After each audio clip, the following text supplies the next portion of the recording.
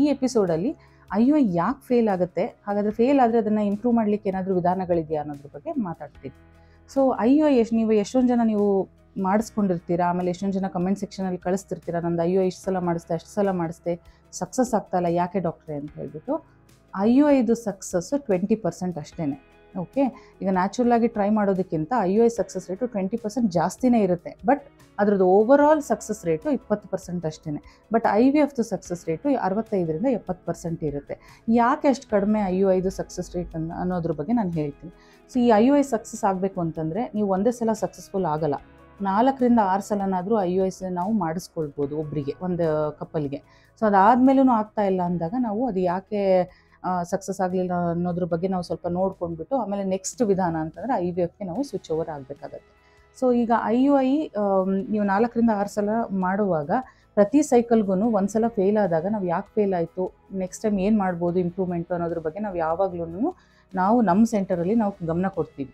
So last time ಹಾಕಿದ್ದ ಟ್ಯಾಬ್ಲೆಟ್ಸ್ಗಳು work ಆಗಲಿಲ್ಲ, ಈ ಸಲ ಏನಾದ್ರು ಚೇಂಜ್ ಮಾಡ್ಬೋದಾ, ಲಾಸ್ಟ್ ಟೈಮ್ 1 IUI ಮಾಡಿದ್ವಿ, ಈ ಸಲ 2 ಮಾಡ್ಬೋದಾ ಅನ್ನೋದ್ರ ಬಗ್ಗೆ ನಾವು ಯಾವಾಗಲೂ ನೋಡ್ತಾನೆ ಇರ್ತೀವಿ. ಸೊ ಹಾಗಾಗಿ ಅದು ಯಾಕೆ ಫೇಲ್ ಆಯಿತು ಅನ್ನೋದು ತುಂಬ ಇಂಪಾರ್ಟೆಂಟ್. ಹಾಗಾದರೆ ರೀಸನ್ಸ್ ಏನು ಅಂತ ನೋಡೋಣ.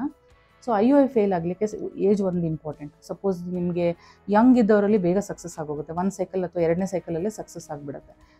ಏಜ್ ಆಗ್ತಾ ಇದ್ದಂಗೆ 35 ಇಯರ್ಸ್ ಎಲ್ಲ ಕ್ರಾಸ್ ಆಗ್ತಿದ್ದಂಗೆ ನಂಬರ್ ಆಫ್ ಸೈಕಲ್ಸ್ IUI ಮಾಡುವಂಥದ್ದು ಜಾಸ್ತಿ ಆಗುತ್ತೆ. ಸಪೋಸ್ ಕೆಲವೊಬ್ರಿಗೆ 3 ಸೈಕಲ್ ತೊಗೊಳುತ್ತೆ, ಕೆಲವೊಬ್ರಿಗೆ 4 ಸೈಕಲ್ ತೊಗೊಳುತ್ತೆ, ಈ ಥರ. ಆಮೇಲೆ ಅವ್ರದ್ದು ಓವೇರಿಯನ್ ರಿಸರ್ವ್, ಈಗ ಓವೇರಿಯನ್ ರಿಸರ್ವ್ ನಾರ್ಮಲ್ ಇದ್ದಷ್ಟು ಸಕ್ಸಸ್ ಬೇಗ ಆಗುತ್ತೆ, ಆಯಿತಾ. ಮೊಟ್ಟೆ ರಿಸರ್ವ್ ಅಂತ, ಮೊಟ್ಟೆ ಕ್ವಾಲಿಟಿನೂ ಚೆನ್ನಾಗಿರುತ್ತೆ.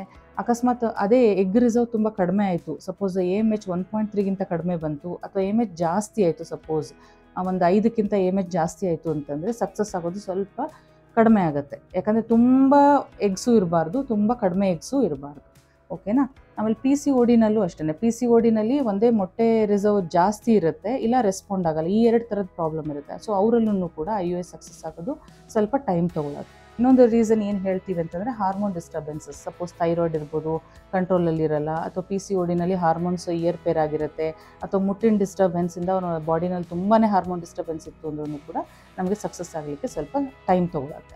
ಮತ್ತು uterus lining thickness 8 millimetres minimum ಇರಲೇಬೇಕು. ಸೊ ಅದಕ್ಕಿಂತ ಕೆಳಗಡೆ ಇದ್ರೂ ಕಷ್ಟ, ಅಥವಾ ತುಂಬ ದಪ್ಪ ಥಿಕ್ನೆಸ್ ಅಂದರೆ ಒಂದು 12 ಮಿಲಿಮೀಟರ್ಗಿಂತ ದಾಟಿ ಹೋಯಿತು ಅಂತಂದರೆ ಆಗ ಕೂಡ ನಮಗೆ IUI ಸಕ್ಸಸ್ ಅಷ್ಟು ಚೆನ್ನಾಗಿ ಬರೋದಿಲ್ಲ.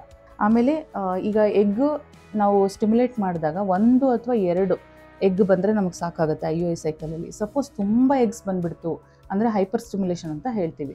ಸೊ ಆ ಥರ 3 ಅಥವಾ 4 ಅಥವಾ 5 ಈ ಥರ ತುಂಬ ಮೊಟ್ಟೆಗಳು ಬಂದು ರಪ್ಚರ್ ಆದಾಗ ಕೂಡ ನಮಗೆ ಕ್ವಾಲಿಟಿ ಚೆನ್ನಾಗಿ ಬರೋದಿಲ್ಲ. ಸೊ ಆಗ ಕೂಡ ನಮಗೆ ಪ್ರೆಗ್ನೆನ್ಸಿ ರೇಟ್ಸು ಕಡಿಮೆ ಆಗ್ತವೆ, ಸಕ್ಸಸ್ ರೇಟು ಕಡಿಮೆ ಆಗ್ತವೆ. ಆಮೇಲೆ ನಿಮಗೆ ಸ್ಪರ್ಮ್ ಪ್ಯಾರಾಮೀಟರ್ಸ್ ಕೂಡ ತುಂಬ ಇಂಪಾರ್ಟೆಂಟ್. ಸಪೋಸ್ ಸ್ಪರ್ಮ್ಸ್ ಅಬ್ನಾರ್ಮಲ್ ಆಗಿದೆ ಅಂತಂದರೆ ನೋಡೋದಕ್ಕೆ ಮಾರ್ಫಾಲಜಿ ಅಂತ ಹೇಳ್ತೀವಲ್ಲ, ಅವು ತಲೆ ಒಂದು ಹಿಂಗೆ ಬೆಂಡಾಗಿದೆ, ಅಥವಾ ನೆಕ್ ಬೆಂಡಾಗಿದೆ, ಅಥವಾ ಟೇಲ್ ಏನೋ ಪ್ರಾಬ್ಲಮ್ ಇದೆ, ಈ ಥರ ಎಲ್ಲ ಇದ್ದಾಗ ಅಬ್ನಾರ್ಮಲ್ ಮಾರ್ಫಾಲಜಿ ಇದ್ದಾಗ ಕೂಡ ನಮಗೆ ಸಕ್ಸಸ್ ರೇಟು ಕಡಿಮೆ ಆಗುತ್ತೆ. ಆಮೇಲೆ ನಮಗೆ ಸೆಮೆನ್ ಪ್ಯಾರಾಮೀಟರ್ಸ್ ಅಕಸ್ಮಾತ್ ಮೊಟಿಲಿಟಿ ಕಡಿಮೆ ಇತ್ತು ಅಂತಂದ್ರು, ಸಪೋಸ್ ರ್ಯಾಪಿಡ್ ಪ್ರೋಗ್ರೆಸಿವ್ ಅಂತ ಹೇಳ್ತೀವಿ, ತುಂಬ ಫಾಸ್ಟಾಗಿ ಈಜ್ಕೊಂಡು ಹೋಗುವಂಥ ಸ್ಪರ್ಮ್ಸ್ಗಳು, ಅವು 0% ಇರ್ತವೆ ಎಷ್ಟೊಂದು ಜನರದ್ದು. 0% ಎಲ್ಲ ಇತ್ತು ಅಂತಂದರೆ ಸಕ್ಸಸ್ ಆಗೋದಿಲ್ಲ, ಕಷ್ಟ ಆಗುತ್ತೆ. ಓಕೆನಾ. ಆಮೇಲೆ DNA ಫ್ರಾಗ್ಮೆಂಟೇಷನ್ ಇಂಡೆಕ್ಸ್ ಅಂತ ಹೇಳ್ತೀವಿ. ಈಗ DNA ಅಂತಂದರೆ ಸ್ಪರ್ಮ್ಸ್ದು ಕ್ರೋಮೋಸೋಮ್ಗಳು ಬ್ರೇಕ್ ಆಗಿಬಿಟ್ಟಿರ್ತವೆ. ಸೊ ಅದರದ್ದು ವಂಶವಾಹಿನಿನಲ್ಲೇ ಪ್ರಾಬ್ಲಮ್ ಇರುತ್ತೆ. ಸೊ ಆ ಥರ ಇದ್ದಾಗ DNA ಫ್ರಾಗ್ಮೆಂಟೇಷನ್ ಹೈ ಇದ್ದವರಿಗೆ ಕೂಡ ಸಕ್ಸಸ್ ಆಗೋದು ಸ್ವಲ್ಪ ಕಡಿಮೆ ಆಗುತ್ತೆ. ಸಪೋಸ್ ಮೋರ್ ದೆನ್ 30% ಇತ್ತು ಅಂದರೆ ಸೊ ತುಂಬ ಕಷ್ಟ ಆಗುತ್ತೆ. ಆಮೇಲೆ ನಾವು IUI ಫ್ರೋಝನ್ ಸ್ಯಾಂಪಲಿಂದ ಏನಾದರೂ ಮಾಡಿದರೆ, ಸಪೋಸ್ ಅಕಸ್ಮಾತ್ ಅವ್ರಿಗೇನೋ ಸೆಮೆನ್ ಸ್ಯಾಂಪಲ್ ಕೊಡಲಿಕ್ಕೆ ತೊಂದರೆ ಇದೆ, ನಾನು ಫ್ರೀಸ್ ಮಾಡಿಸ್ಬಿಟ್ಟು ಹೋಗ್ತೀನಿ ಡಾಕ್ಟ್ರೆ, ಅಥವಾ ಬೇರೆ ಊರಲ್ಲಿದ್ದೀನಿ ನಾನು, ಫ್ರೀಸ್ ಮಾಡಿಸಿ ಹೋಗ್ತೀನಿ ಡಾಕ್ಟ್ರೆ, ಅದರಿಂದ ಮಾಡಿ ಅಂತ ಏನಾದರೂ ಹೇಳಿ ನೀವು ಮಾಡಿಸೋಗಿದ್ರೆ ಆಗ ಕೂಡ ಸ್ವಲ್ಪ ಸಕ್ಸಸ್ ರೇಟು ಕಡಿಮೆ ಆಗುತ್ತೆ. ಯಾಕಂದರೆ fresh sample is always better. ಆಮೇಲೆ ನಿಮಗೆ ಓವೇರಿಯನ್ ರಿಸರ್ವ್ ಚೆನ್ನಾಗಿಲ್ಲ ಅಂತಂದರೆ, ಮೊಟ್ಟೆ ನಂಬರ್ಸ್ ಕಡಿಮೆ ಇದೆ ಅಂತಂದಾಗ ಕೂಡ ಅದ್ರ ಕ್ವಾಲಿಟಿ ಕೂಡ ಚೆನ್ನಾಗಿರೋದಿಲ್ಲ. ಸೊ ಆವಾಗ ಕೂಡ ನಮಗೆ ಸಕ್ಸಸ್ ರೇಟು ಕಡಿಮೆ ಬರುತ್ತೆ. ಈಗ IUI ನಾವು ಮಾಡಬೇಕಾದ ಟೈಮ್ ಅಕಸ್ಮಾತ್ ಮಿಸ್ ಮಾಡಿದ್ರು ಅಂತಂದರೆ, ಅಕಸ್ಮಾತ್ ಪೇಷಂಟೇ ಊರಲ್ಲಿ ಇದ್ದೀವಿ, ನಾವು ಬರೋಕ್ಕಾಗಲಿಲ್ಲ, ಏನೋ ಪ್ರಾಬ್ಲಮ್ ಆಯಿತು, ಆ ಥರ ಏನಾರು ನಾವು ಹೇಳಿದ ಟೈಮಿಗೆ ಕರೆಕ್ಟಾಗಿ ಬರಲಿಲ್ಲ, ಅಥವಾ ಹೇಳಿದ ಡೇಟಿಗೆ ಕರೆಕ್ಟಾಗಿ ಬರಲಿಲ್ಲ, ಮಿಸ್ ಮಾಡಿಕೊಂಡ್ರು ಅಂದರೆ ಆವಾಗ IUI ಟೈಮಿಂಗ್ ಚೇಂಜ್ ಆಗುತ್ತೆ. ಸೊ IUI ಟೈಮ್ ಒಂದು ಸಲ ಮಿಸ್ ಆಯಿತು ಅಂದರೆ ಸಕ್ಸಸ್ ಆಗೋದು ಕಷ್ಟ. ಯಾಕಂದರೆ ಎಗ್ ರಪ್ಚರ್ ಆಗೋ ಟೈಮಲ್ಲಿ ವಿದಿನ್ 24 ಅವರ್ಸ್ ಒಳಗಡೆ ನಾವು IUIಯನ್ನು ಮಾಡಬೇಕಾಗತ್ತೆ.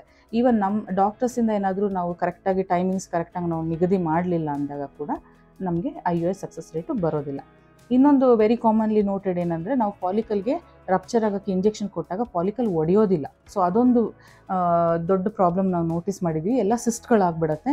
ಸೊ ಸಿಸ್ಟ್ ವಾಲ್ ಥಿಕ್ ಆಗಿಬಿಟ್ಟು ರಪ್ಚರೇ ಆಗೋದಿಲ್ಲ. ಸೊ ಇದು ಕೂಡ ನಮಗೆ IUI ಸಕ್ಸಸ್ ರೇಟನ್ನು ಕಡಿಮೆ ಮಾಡುತ್ತೆ. ಸೊ ಇಷ್ಟೊಂದು ಕಾರಣಗಳು ಹೇಳಿದೆ. ಹಾಗಾದರೆ ನಾವು ಹೇಗೆ ಇದನ್ನು ಸಕ್ಸಸ್ಸನ್ನು ಇಂಪ್ರೂವ್ ಮಾಡ್ಕೊಳ್ಬೋದು ಅಂತ. ಈಗ ಏಜ್ಗೆ ನಾವೇನು ಮಾಡೋದಕ್ಕೆ ಬರೋದಿಲ್ಲ. ಸೊ ಏಜ್ಗೆ ನಾವು ಕೇವಲ ಕೆಲವು ಸಪ್ಲಿಮೆಂಟ್ರಿ ಟ್ಯಾಬ್ಲೆಟ್ಸ್ ಅಷ್ಟೇ ಕೊಡ್ತೀವಿ.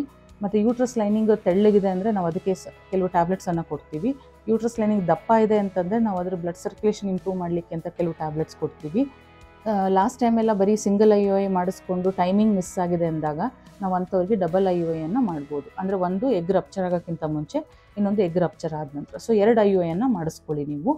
ಆಮೇಲೆ ಈಗ ಸೆಮನ್ ಸ್ಯಾಂಪಲ್ಲು ಸ್ವಲ್ಪ ಚೆನ್ನಾಗಿಲ್ಲ ಅನ್ನೋರು, ಹಸ್ಬೆಂಡ್ ಯಾರಿದ್ದೀರಿ ಅವ್ರುಗಳು ಒಂದು IUIಗೆ ಹಿಂದೆ ಒಂದು 3 ದಿನ ಇದೆ ಅನ್ನೋವಾಗ ನೀವು ಸೆಮೆನನ್ನು ಹೊರಗಡೆ ತೆಗಿಬಾರ್ದು. ಅಂತಂದರೆ ಅಟ್ಲೀಸ್ಟ್ 3 ದಿನ ಗ್ಯಾಪ್ ಇಟ್ಕೊಂಡಿರಿ ಸೆಮೆನ್ ಬಂದು ಕೊಡೋ ದಿನ.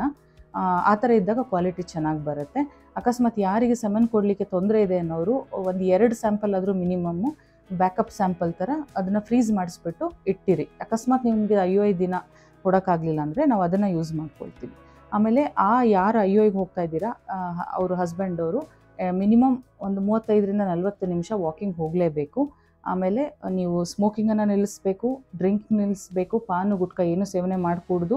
ಆಮೇಲೆ ತರಕಾರಿ, ನೀರು ಇವೆಲ್ಲ ಜಾಸ್ತಿ ಸೇವನೆ ಮಾಡಲೇಬೇಕು. ಸೊ ಇದು ಲೈಫ್ ಸ್ಟೈಲ್ ಮಾಡಿಫಿಕೇಷನ್ ಖಂಡಿತ ಮಾಡಿದ್ರೆ ಸೆಮನ್ ಪ್ಯಾರಾಮೀಟರ್ಸು ಖಂಡಿತ ಇಂಪ್ರೂವ್ಮೆಂಟ್ ಆಗುತ್ತೆ. ಯಾರಿಗೆ DNA ಫ್ರಾಗ್ಮೆಂಟೇಷನ್ ಇಂಡೆಕ್ಸ್ ಜಾಸ್ತಿ ಇರುತ್ತೆ, ಸೊ ಅವರಿಗೆ ನಾವು ಕೆಲವು ಟ್ಯಾಬ್ಲೆಟ್ಸನ್ನು ಕೊಡ್ತೀವಿ. ಆ DNA ಫ್ರಾಗ್ಮೆಂಟೇಷನ್ ಕಡಿಮೆ ಆಗುತ್ತೆ. ಕಡಿಮೆ ಆದಮೇಲೆ ನಾವು ಮಾಡ್ಕೊಳ್ಬೋದು, ನೋ ಪ್ರಾಬ್ಲಮ್. ಇಲ್ಲ ಅವ್ರಿಗೆ ಇನ್ನೂ ಪ್ರಾಬ್ಲಮ್ ಇದೆ ಅಂತಂದರೆ ನಾವು ಇನ್ನೂ ಅಡ್ವಾನ್ಸ್ಡ್ ಕೆಲವು ಟ್ರೀಟ್ಮೆಂಟ್ಸ್ನ ರೆಕಮೆಂಡ್ ಮಾಡ್ತೀವಿ. ನೀವು ಅದನ್ನು ಫಾಲೋ ಮಾಡಿದ್ರೆ ಖಂಡಿತ ಆಗುತ್ತೆ. ಆ ಥರ ಏನು ತೊಂದರೆ ಇಲ್ಲ. ಇನ್ನು ಕೆಲವೊಬ್ಬರಿಗೆ ಎಗ್ ರಿಸರ್ವ್ ಕಡಿಮೆ ಇರೋರಿಗೆ ನಾನು ಆಲ್ರೆಡಿ ಹೇಳಿದೆ ಟ್ಯಾಬ್ಲೆಟನ್ನು ಹಾಕ್ತೀವಿ ಅಂತ ಹೇಳ್ಬಿಟ್ಟು. ಆಮೇಲೆ ತುಂಬ ಹೈಪರ್ ಸ್ಟಿಮ್ಯುಲೇಷನ್ ಪ್ರಾಬ್ಲಮ್ ಇರೋರಿಗೆ, PCOD ಪ್ರಾಬ್ಲಮ್ ಇರೋರಿಗೆ ಅದಕ್ಕೂ ಕೂಡ ನಾವು ಕೆಲವು ಟ್ರೀಟ್ಮೆಂಟನ್ನು ಹಾಕ್ತೀವಿ. 1 ತಿಂಗಳು ಕ್ಯಾನ್ಸಲ್ ಮಾಡಿಬಿಟ್ಟು ಕೆಲವು ಹಾರ್ಮೋನ್ಸ್ ಡಿಸ್ಟರ್ಬ್ ಆಗಿರೋದನ್ನೆಲ್ಲ ಫಸ್ಟ್ ಸೆಟ್ರೈಟ್ ಮಾಡಿ ನೆಕ್ಸ್ಟ್ ನೀವು IUIಗೆ ಹೋಗ್ಬೋದು. ಸೊ ಏನು ಹೆದರ್ಕೊಳ್ಳುವಂಥ ಅವಶ್ಯಕತೆ ಇಲ್ಲ. ಎಲ್ಲದಕ್ಕೂ ಟ್ರೀಟ್ಮೆಂಟ್ಸ್ ಇದೆ. ಬಟ್ ಏನು ಕಾರಣ ಅಂತ ತಿಳ್ಕೊಂಡು ಮುಂದುವರೆದ್ರೆ ಖಂಡಿತ IUI ಸಕ್ಸಸ್ ಆಗುತ್ತೆ. 20% ಅಂತ ಗಾಬರಿ ಆಗಬೇಡಿ. ಎಷ್ಟೊಂದು ಜನ IUIಯಲ್ಲಿ ಖಂಡಿತ ಕನ್ಸೀವ್ ಆಗಿದ್ದಾರೆ. ಸೊ ಇದು ತುಂಬ simple procedure and affordable procedure. ತುಂಬ ಕಡಿಮೆ ರೇಟಿಗೆ ನಿಮಗೆ ಹೈ ಸಕ್ಸಸ್ ರೇಟ್ ಬರುತ್ತೆ. So nothing to worry. So ಯಾರಿಗಾದ್ರೂ ಏನಾದರೂ ಇನ್ನೂ ಡೌಟ್ಸ್ ಇದೆ ಅಂದರೆ ದಯವಿಟ್ಟು ನಮಗೆ ಬರೆದು ಕಳಿಸಿ ಆ್ಯಂಡ್ ಬಂದು ಅಪ್ರೋಚ್ ಮಾಡ್ಬೋದು ಏನಾದರೂ ಕ್ಲಾರಿಫಿಕೇಷನ್ ಇದೆ.